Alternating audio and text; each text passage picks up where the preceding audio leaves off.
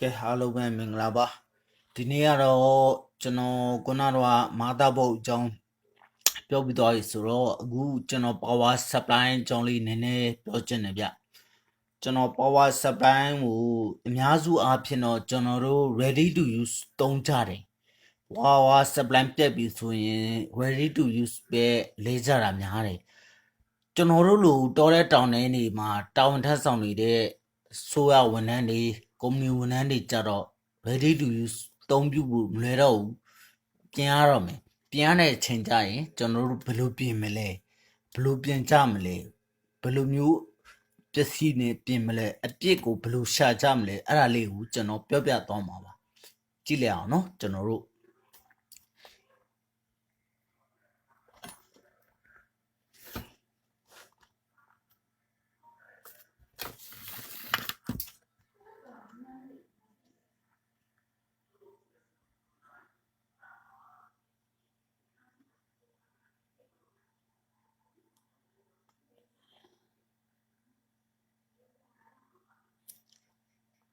power supply မှာဆိုရင်ကျွန်တော်တို့ power supply မှာဆိုရင်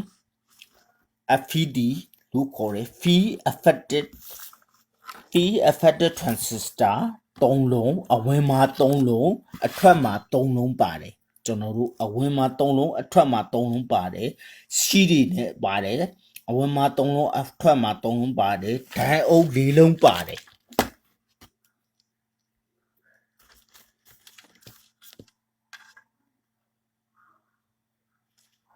ဒိုင်အုပ်4လုံးပါတယ်ကျွန်တော်တို့ဒိုင်အုပ်4လုံးပါတယ်ကျွန်တော်တို့ high voltage capacitor 2လုံးပါတယ်ကျွန်တော်တို့ transformer 3လုံးပါတယ်ကျွန်တော်တို့ဟုတ်ကဲ့အဲ့ဒါကဘယ် power supply ဖြစ်ဖြစ် P3 power supply ဖြစ်ဖြစ် P4 power ADS ပေါ့နော်ဆိုလိုတဲ့ဘယ်က ADS power supply ဖြစ်ဖြစ် AD power supply ဖြစ်ဖြစ်ဒါသူ့ရဲ့ diagram ပေါ့အများစုအဖြစ်ဒါသူ့ရဲ့ diagram သူ့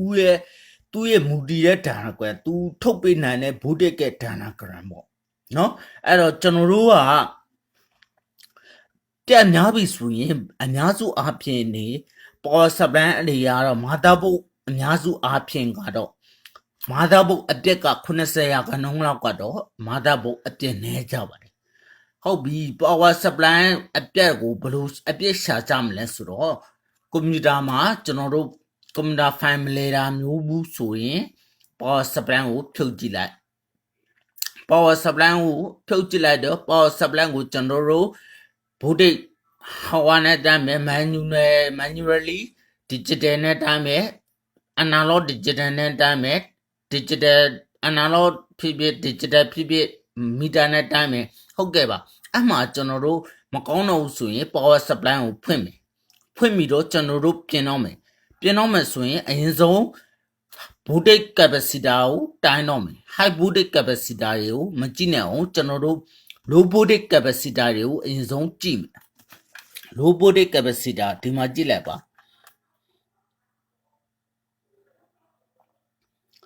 low voltage capacitor ဒီ capacitor ရေဆိုရင်ကျွန်တော်တို့ low voltage capacitor ဒီ capacitor ရေကိုကျွန်တော်တို့ကြည့်လိုက်မယ်ဒီ capacitor တွေမှာ leak ဖြစ်တာမျိုးတွေကျွန်တော်တို့တွေဖောင်းနေတာမျိုးတွေဆိုရင်ကျွန်တော်တို့ capacitor တွေမကောင်းပါဘူးဒါဆိုရင်ကျွန်တော်တို့ဖြုတ်ပြီးတော့လဲကြည့်မယ်လဲပြီးတော့အစားထိုးကြည့်ပြီးတော့ဆန့်ကြည့်မယ်ဒါမှမကောင်းသေးဘူးဆိုရင်ကျွန်တော်တို့ကဘယ်ကိုသွားမလဲဆိုတော့အဝင် FED ကိုစမ်းကြည့်မယ် FED စမ်းကြည့်မယ် FED မှာတစ်ဆင့်ကျွန်တော်တို့ FED ကောင်းလား FED ကောင်းလား FED မှာစမ်းကြည့်လို့ FED မှာကောင်းလားဆိုရင် FED လဲမယ် FED ကတော့ဈေးကွက်မှာရနိုင်ပါတယ် FED ကတော့ကျွန်တော်တို့ဈေးကွက်မှာလွယ်လွယ်ကူကူရနိုင်ပါတယ် low voltage capacitor ကတော့ကျွန်တော်တို့ဈေးကွက်မှာတော့အခုဒီမှာကွန်ပျူတာမှာစိုက်ထားတဲ့ low voltage capacitor လေးတွေကတော့ဈေးကွက်မှာအလွယ်တကူမရနိုင်ပါဘူး။ဘာကြောင့်မရနိုင်လဲဆိုတော့ကျွန်တော်တို့က voltage မတူဘူး microfarad မတူဘူးသူက voltage မတူဘူး microfarad မတူတဲ့အကြောင်းရင်းဟာဘာလို့လဲဆိုတော့ကျွန်တော်တို့ voltage တူတဲ့ microfarad ကွဲတယ် microfarad တူတဲ့ voltage ကွဲတယ်အဲ့လိုမျိုး microfarad မတူဘူး voltage ကွဲတယ် voltage တူတဲ့ microfarad ကွဲတဲ့ voltage က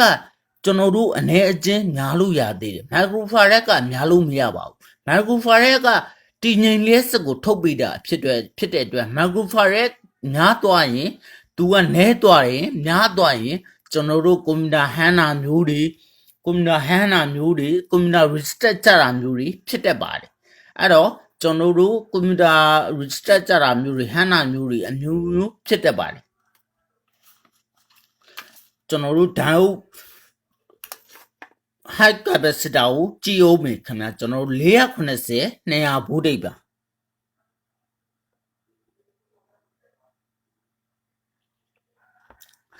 ဒီ high voltage capacitor ကတော့ဈေးကွက်မှာလွယ်တကူရနိုင်ပါတယ် low voltage capacitor ကတော့ဈေးကွက်မှာလွယ်တကူမရနိုင်ပါဘူး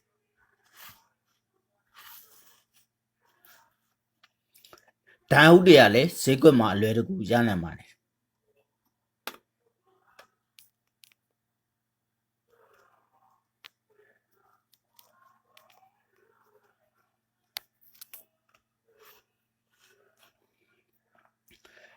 ဟုတ်ကျွန်တော်တို့ဒီကွန်ပျူတာ power supply တစ်ခုမှဆိုရင်ကျွန်တော်တို့အဓိကအကြောင်းအဓိကဖြစ်တော့ကျွန်တော်တို့တည်ငြိမ်လေးစစ်ကိုထုတ်ပေးတာဖြစ်တဲ့အတွက် farad ကျွန်တော်တို့ voltage အနေချင်း capacitor တွေ voltage အနေချင်းများပြီးတော့ farad အတူတူထည့်ပြီးရင်အကောင်းဆုံးပဲဖြစ်ပါတယ်ကျွန်တော်တို့အဲ့တော့ကျွန်တော်တို့ဈေးကွက်မှာဘယ်လိုဝယ်မလဲကျွန်တော်တို့ဈေးကွက်မှာဘယ်လိုဝယ်ကြမလဲ capacitor ကိုအဲ့ဒါကို capacitor ကိုကျွန်တော်တို့ voltage အနေချင်းများပြီးတော့ farad ကိုဘယ်လိုမျိုးဝယ်ကြမလဲကျွန်တော်တို့အဲ့ဒါကိုကျွန်တော်တို့ဒီလင်းကိုကျွန်တော်တို့ရှင်းပြပါမယ်ကျွန်တော်ဈေးကွက်မှာဝယ်လို့မရတော့ကိုကျွန်တော်တို့ဒီထဲကိုဝယ်လို့ရအောင်တီထွင်ပြီးကြံစားပြီးတော့ကျွန်တော်တို့ဘယ်လိုထည့်မလဲဘယ်လိုရအောင်ထည့်မလဲဆိုတာကိုကျွန်တော်ပြောပြပါမယ်ဂျန်နေ့တော့ကျွန်တော်တို့ power supply အကြောင်းပဲအခုတော့ရှင်းပြပါဦးမယ်တည်တည်ချာချာကျွန်တော်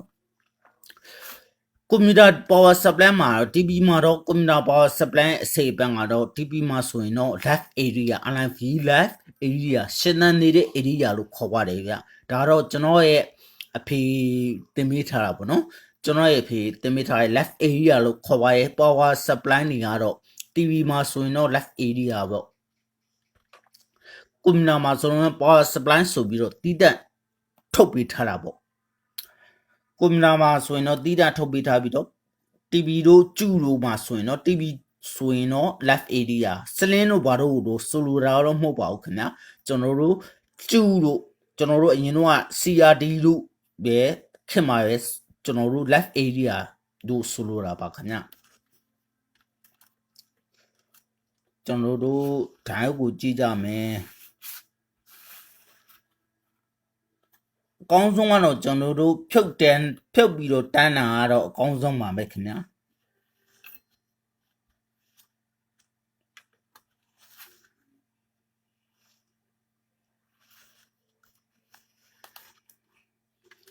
ကျွန်တော်တို့ဖြုတ်ပြီးတော့တန်းကြည့်ဖို့ကတော့ဖြုတ်တန်းဖို့ကတော့ကျွန်တော်တို့ဘာတန်းအောင်မလဲဖြုတ်တန်းဖို့က capacitor ဖြုတ်တန်းကြည့်မယ် FET တွေဖြုတ်တန်းကြည့်မယ်ဓာတ်ဥတွေဖြုတ်တန်းကြည့်မယ်ဒါနော်ကျွန်တော်တို့ဖြုတ်တန်းကြည့်ပါမယ်နောက်နေ့မှာတော့ကျွန်တော် capacitor ကိုဘယ်လိုမျိုးတီထွင်ကျန်းစားပြီးတော့ထည့်ရဆိုတာကိုကျွန်တော်အသေးချာရှင်းပြပါမယ်ဒီနေ့တော့ဒီလောက်ပါပဲ